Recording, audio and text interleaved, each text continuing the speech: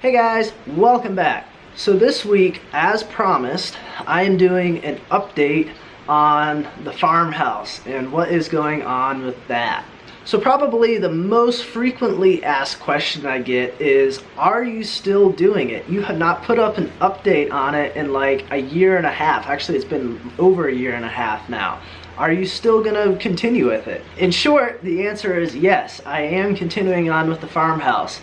I've got a lot of other projects that are going on at the moment, and some of them are sort of related to getting the farmhouse done. Others, they're just other projects I'm working on, and so the farmhouse has kind of gotten bumped to the back burner in place of those. So for those of you who don't know, at the moment I'm working on another building on the farm, and that structure is a shed over top of the sawmill.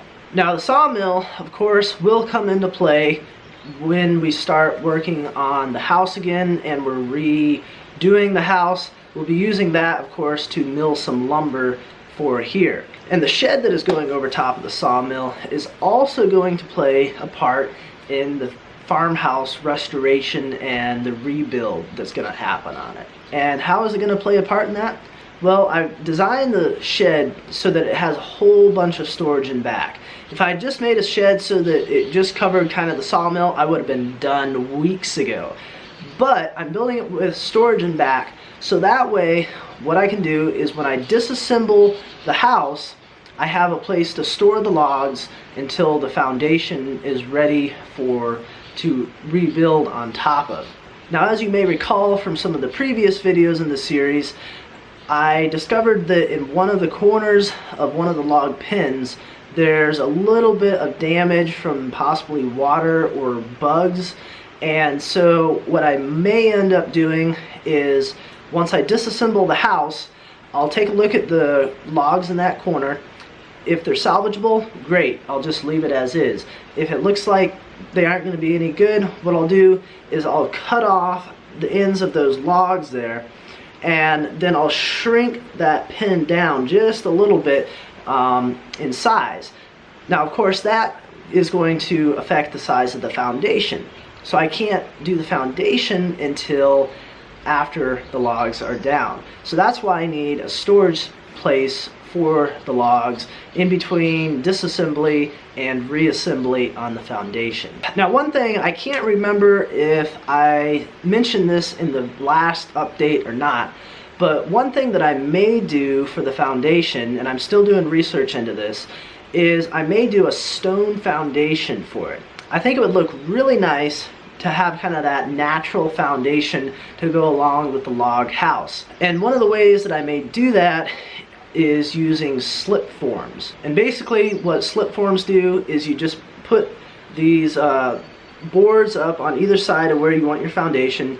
You fill in with stones and you add your mortar, stones, mortar, and fill that up, let it set, and then you just pull those boards off, put them up to the next level, and wash, rinse, and repeat. And you do that until your foundation gets to the proper height. And it's sort of a easier way of doing a stone foundation than just laying them freehand. It doesn't take quite as much skill. Now, in back of the farm, there are several piles, very, very large piles of stones.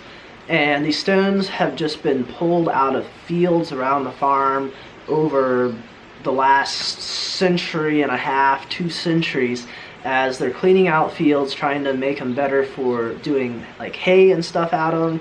And they've just pulled all these stones out, piled them up. So I've got a really easy access to a whole bunch of stones.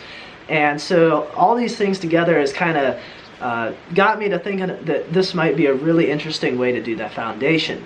Now, of course, it'll take a lot longer than if I were to just do poured concrete foundation and have someone just come in, pour them, and they'd be done in a day. This would take weeks and probably would take months to do this foundation, just having me, do a section, wait for it to dry, move it up, do the next section. It would definitely take a lot longer, but I think in the end it'll look really nice. So when will all of this happen? That is a really good question to which I don't really have a good answer to. At the time of recording right now, it is mid-June of 2019, and I still have a ways to go on the sawmill shed. So probably at the most that I might get done this year is the disassembly of the house. I don't think that I'll probably get started on foundation this year because I know it's going to take a while to get that done if I do the stone foundation, and doing that sort of stuff can be temperature dependent on the mortar and stuff setting up in between there. So I don't think that I'll probably start tackling a foundation until next year, probably spring of 2020. But with any luck, I will be able to start on the disassembly of the house this year once I've gotten the sawmill shed complete. Now, of course, all these dates and estimated times of getting stuff done are all subject to change, so if it's the end of this year and you still haven't seen any other videos come up for the farmhouse, well, I probably got held up by some other project and I haven't gotten around to it. If I don't get anything else done this year, I will try to get up an update sometime this fall, this winter, just to let you know again that I'm still planning on trying to get this thing done. I haven't given up on it, and just let you know probably what'll be happening next year then.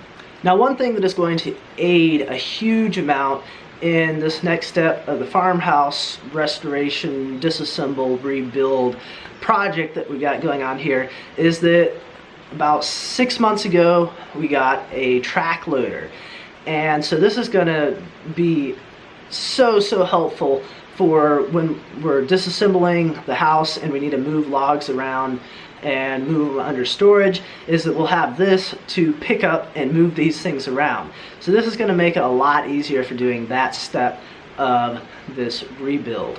Also, one other thing that I forgot to mention when I was doing the original recording for this is that hopefully next week we should be having the well driller come out.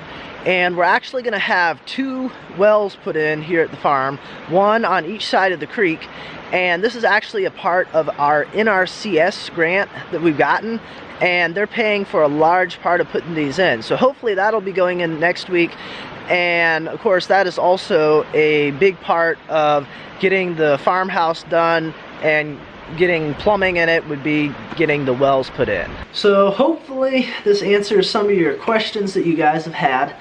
If I didn't cover it, go ahead and ask that down in the comments below and I'll answer that, so that way if someone else has the same question they can just look down there and find that out as well. I think that's about it for this video. As always, I appreciate you guys watching, and I'll see you next time.